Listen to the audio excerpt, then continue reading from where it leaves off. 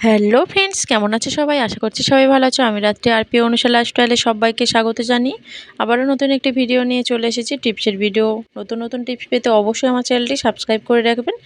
পুরো ভিডিওটা দেখতে থাকুন, আশা করছি ভালো লাগবে। অবশ্যই একটা লাইক করে দেবেন। প্রথম টিপসটি হলো, দেখুন আমরা অনেক সময় কি হয় দেখা যায় বাজার থেকে মাছটা নিয়ে আসার পর কি হয় যে অনেক কাজকর্মের মধ্যে থেকেও আমরা মাছটা কাটতে পারি না। তাই তখন দেখা যায় মাছটা খারাপ হয়ে যায় আর মাছটা টাটকাও থাকে না। তাই আমরা কি করব, মাছের মধ্যে যদি আমরা কয়েক টুকরো বরফ দিয়ে রেখে দিই কিছুক্ষণের জন্য, যতক্ষণ না আমরা মাছটা কাটতে পারছি ততক্ষণ যদি একটু বরফ দিয়ে রেখে দেওয়া যায় তাহলে মাছটা কিন্তু না কাটলেও টাটকা থাকবে আর পচে যাবে না।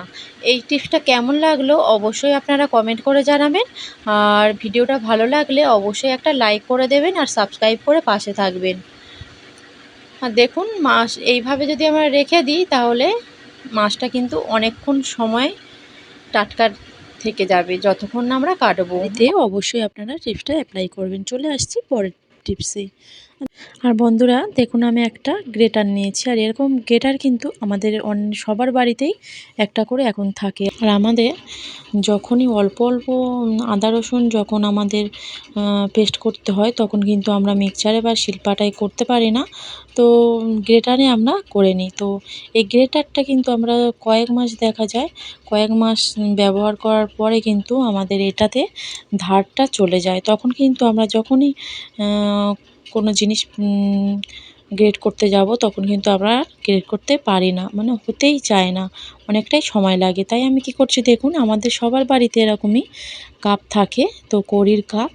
তো ওরকমই কাপ নিয়ে আমি খুব ভালো করে কড়ির যে কাপের পিছনটা দিয়ে খুব ভালো করে এইভাবে দেখুন, যেমনই আদা রসুন আমরা গ্রেড করি সেরকমইভাবে একদমই কিন্তু আমরা এরকম ধারটা দিয়ে নিতে পারি। আর এইভাবে যদি আমরা ধারটা দিয়ে দেখুন খুব সুন্দর কিন্তু ধার চলে এসেছে। আর এটা কিন্তু ধার না দিতে পারলে কিন্তু এটা আমাদের আর কোনো রকম কাজেও লাগতো না, আর এটা কিন্তু আমাদের পড়েই থাকতো বা এটা কোনো সময় হয়তো ফেলে দিতেই হতো। এরকম কিন্তু আপনারা বাড়িতে এইভাবেই যদি একটা কাপ নিয়ে এইভাবে যদি আপনারা করে নিতে পারেন তাহলে কিন্তু আপনাদের অনেকটাই সুবিধা হবে। বাড়িতে অবশ্যই টিপসটা অ্যাপ্লাই করবেন। চলে আসছি পরের টিপসে। আর দেখুন আমি কয়েকটা ইমিটেশনের কানের দুল নিয়েছি। এরকম সব বাড়িতে আমাদের থাকে, যখনই কোনো ওকেশান পড়ে বা কোথাও বেরোচ্ছি তখন আমাদের এটা কিন্তু পরতে হয়। আর অনেকের দেখা যায় এই ইমিটেশনের কানের পরলে কানটা ব্যথা হয়ে যায়, ফুলে যায় বা পুঁজ হয়, এরকমই সমস্যা দেখা দিতেই পারে। আর এই সমস্যার জন্য কিন্তু অনেক সময় অনেকেই এরকম ইমিটেশনের জিনিস কিন্তু পরতেই চায় না, যেহেতু কানে ইনফেকশান হয়ে যেতে পারে, তাই এগুলো পরতে চায় না। তাই আমরা যদি এর কিছু একটা সলিউশন বার করে নিতে পারি তাহলে আমাদের কিন্তু অনেকটাই সুবিধা হয়ে যাবে। যে সকল বন্ধুরা এখনও পর্যন্ত ভিডিওটা দেখছো অবশ্যই একটা লাইক দিয়ে দাও। আর দেখুন আমি কিন্তু কয়েকটা রসুনের নিয়ে নিয়েছি। আর এরকম রসুন কিন্তু আমাদের সবার বাড়িতে এখন থাকে। আর রসুনের মধ্যে যে ইমিটেশনের যে কানের দুলটা আছে, ওর যে গুঁজিটা আছে, দেখুন আমি খুব ভালো করে দেখিয়ে দিচ্ছি, একটু দেখলে কিন্তু আপনারা বুঝতেই পারবেন। আর খুব সুন্দর করে কিন্তু আমি এইভাবে যদি 5 বার বা 6 বার এইভাবে যদি দুলের গুঁজিটা আমরা এইভাবে যদি লাগিয়ে নিই কিন্তু তখন কিন্তু আমাদের আর এর কোনো রকম ঘা বা ফোলা ভাব এটা আসবে না। রসুন কিন্তু আমাদের এটা অ্যান্টিবায়োটিকের কাজ করে।